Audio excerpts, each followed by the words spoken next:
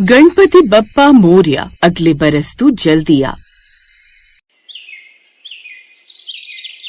बंसीपुर गांव में रहने वाले जगमोहन के घर में उसकी पत्नी उमा, उसका एक बेटा 10 साल का मयंक और 7 साल की बेटी अनु रहती थी। इस साल गणेश चतुर्थी पर सब लोग गणेश जी को लाने की तैयारियां कर रहे थे और गरीब मयंक और अनु का भी बड़ा मन था कि उनके घर भी गणपति जी आए। बाबा देखो ना, सभी लोग बाजार से गणपति की मूर्ति ला रहे हैं। क्या हम भी इस साल अपने घर गणपति जी की मूर्ति लेकर आए? नहीं मेरे बच्चे, हमारे पास इतने पैसे नहीं कि हम गणेश जी की प्रतिमा घर में ला सके। आजकल काम वैसे भी मंदा चल रहा है।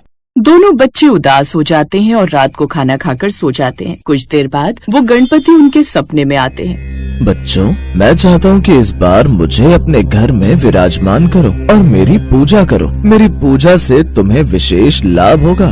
इतना कहकर गणपति अंतर्ध्यान हो जाते हैं। अगली सुबह दोनों भाई बहन इस सपने के बारे में अपनी माँ को बताते हैं। क्या गणपति बप्पा तुम्हारे सपने में आए थे? लेकिन हम उनकी प्रतिमा कैसे लाएंगे? हमारे पास तो कुछ भी पैसे नहीं है। कोई बात नहीं माँ, तुम चिंता मत करो, मैं हूँ ना। मैं और भैया मिलकर इस बार घर पर ही मिट्टी के गणपति बनाएंगे। हाँ अनु, ये ठीक रहेगा। और मेरे पास कुछ रंग भी हैं, उनसे हम सुंदर से उनमें रंग भर देंगे। अब वो दोनों भाई बहन मिलकर नदी किनारे से मिट्टी लेकर आते हैं और घर पर ही गणेश जी की प्रतिमा बनाकर अपने मंदिर में स्थापित कर लेते हैं। लेकिन फिर उन्हें ध्यान आता है, गणपति को लगाने के लिए भोग तो अपने पास है ही नहीं अनु, हम बप्पा को भोग में क्या चढ़ाएंगे? फिर दोनों एक फल वाले की दुकान में जाते हैं। बोलो भाई, क्या चाहिए? हमें 2 केले चाहिए सेठ जी। केले कोई मुफ्त में आते हैं जो तुम्हें बांटता फिरो?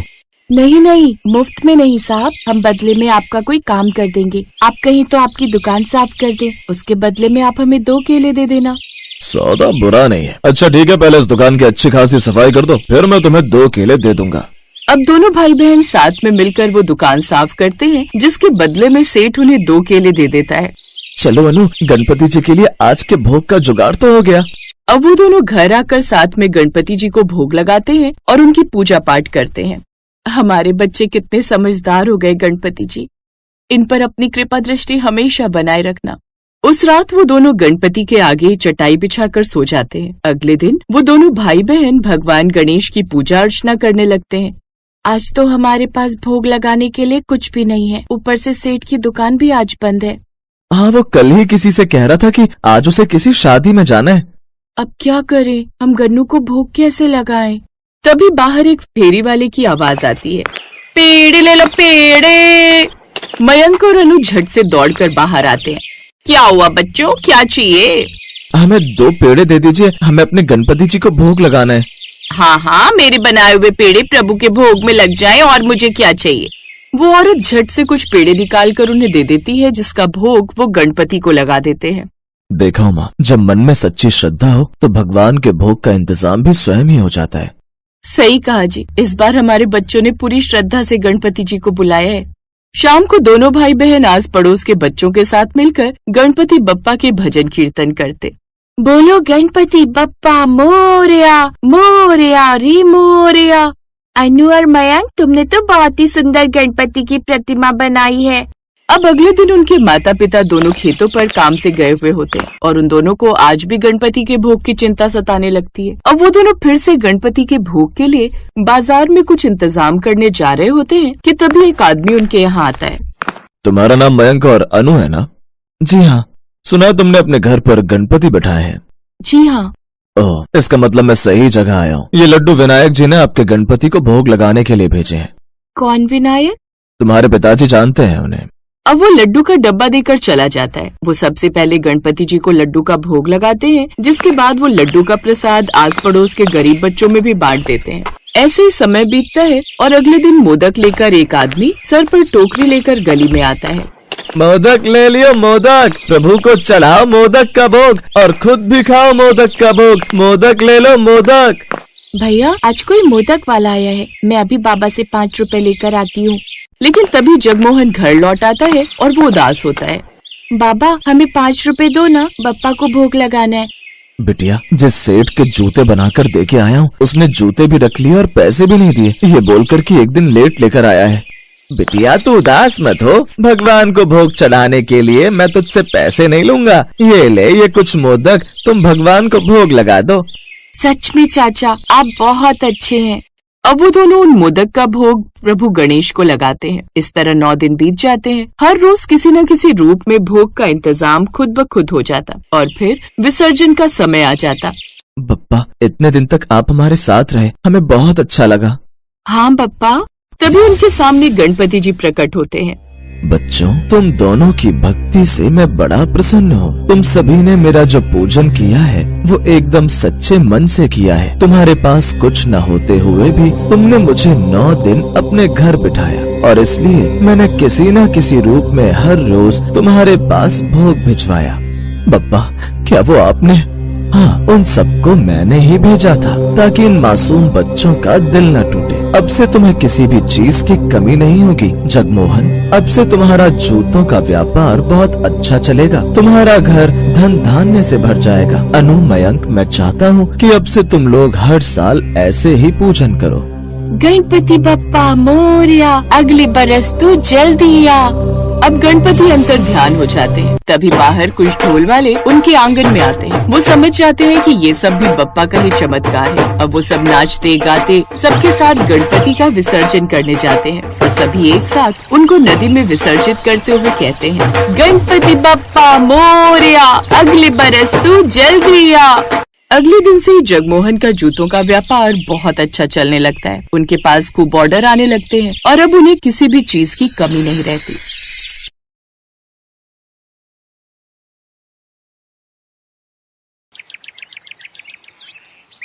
कई साल पहले गोपीपुर नाम के एक गांव में एक दूधिया श्याम रहता था। श्याम ने कई सारी गायें पाल रखी थी।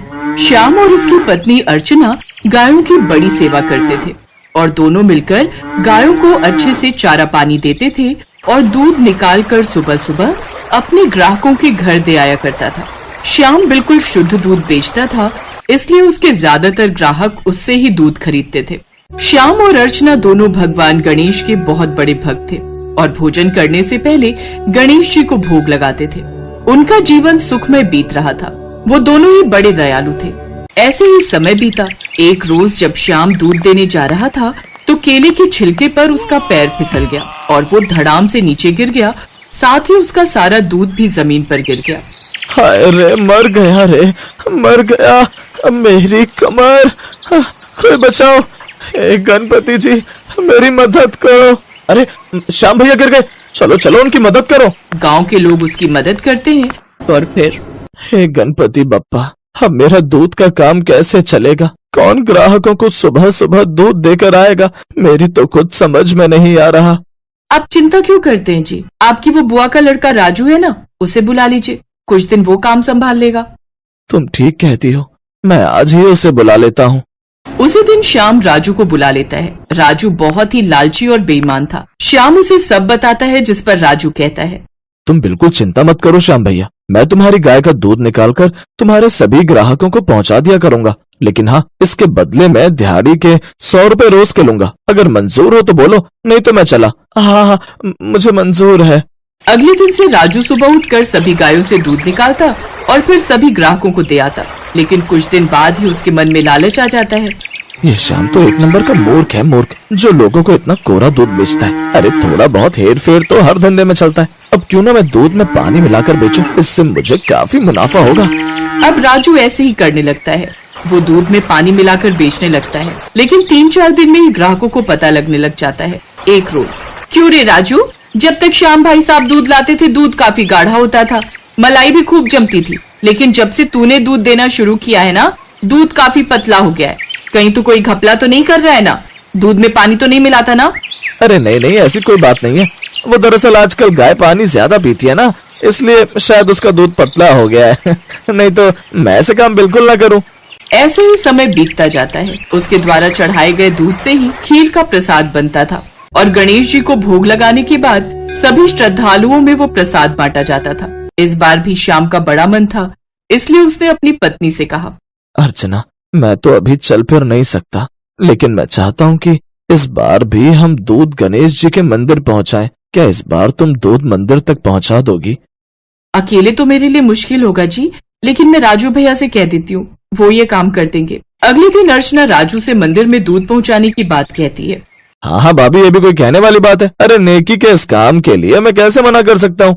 राजू 20 किलो के उस दूध में काफी पानी मिलाकर मंदिर ले जाता है और पंडित जी से कहता है, पंडित जी, वो श्याम भाई साहब ने कहा है कि इस बार मुफ्त में कोई दूध नहीं मिलेगा, आपको इस बार दूध के पैसे देने होंगे। ये तुम क्या कह रहे हो? श्याम तो हर बार मुफ्त में दूध देता था, फिर वो इस बार पैसे कैसे मांग सकता है? वो क्या है पंडित जी, श्याम का आजकल कमर का इलाज चल रहा है तो उस पर काफी पैसे खर्च हो जाते, तो इस बार तो वो मुफ्त में नहीं दे पाएगा।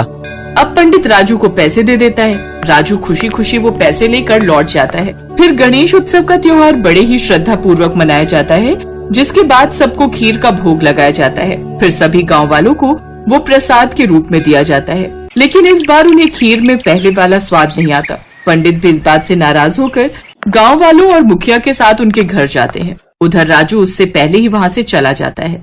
इस बार तुमने मंदिर के साथ बिल्कुल भी अच्छा नहीं किया श्याम। पैसे देकर मंदिर को दूध दिया, ऊपर से वो भी पानी मिलाया हुआ। अब तो इस गांव में रहने के लायक नहीं है, तुझे 3 दिन में गांव छोड़कर जाना होगा। अब यही हम सबका फैसला है।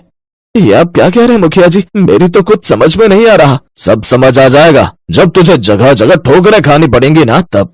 सभी गांव वाले वहाँ से चले जाते हैं। श्याम और अर्चना की समझ में कुछ नहीं आता। वो दोनों रोते हुए गणेश जी की मूर्ति के सामने हाथ जोड़कर बैठ जाते हैं और रोने लगते हैं। मुझ गरीब को इस मुसीबत से बचा लो बप्पा।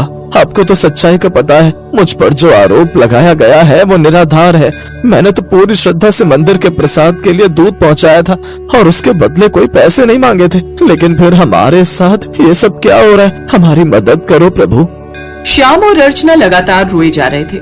उधर उसी रात राजू के घर में चोर आ जाते हैं और उसके घर से वो पैसे और सब कीमती सामान ले जाते हैं। 2 दिन बाद जब गांव वाले श्याम के घर आकर उसे निकालने आते हैं, तो वो दोनों गणेश जी की मूर्ति के आगे हाथ जोड़कर प्रार्थना करने लगते हैं। तभी उस मूर्ति में से एक तेज रोशनी उत्पन्न होती है और उसमें से गणेश जी बाहर आते हैं। श्याम, अर्चना, मैं तुम्हारी सच्ची भक्ति से अत्यंत प्रसन्न हूँ। मैं जानता हूँ कि तुम निर्दोष हो। सारा दोष तो राजू का है, उसी ने तुम्हें धोखा दिया है। शुद्ध दूध में पानी की मिलावट करके उसी ने तुम्हें बदनाम किया है, लेकिन उसे उसके दुष्कर्मों की सजा मिल चुकी है। मेरे प्रिय भक्त, अब तुम्हें किसी प्रकार की चिंता करने की जरूरत नहीं है। और खबरदार, जो किसी ने भी मेरे भक्त को इस गांव से निकालने की कोशिश की, इन सब में इसका कोई दोष नहीं है। इसके बाद वो वहाँ से अंतर्ध्यान हो जाते हैं। अब सभी श्याम से माफी मांगते हैं और फिर से उससे दूध लेने लगते हैं। श्याम राजू से अपना रिश्ता खत्म कर देता है। साथ ही अब गांव वाले भी कभी उसे अपने गांव में नहीं घुसने देते। राजू को अब अपनी गलती का एहसास तो था, लेकिन सिवाय पछतावे के उसके पास कुछ भी नहीं था।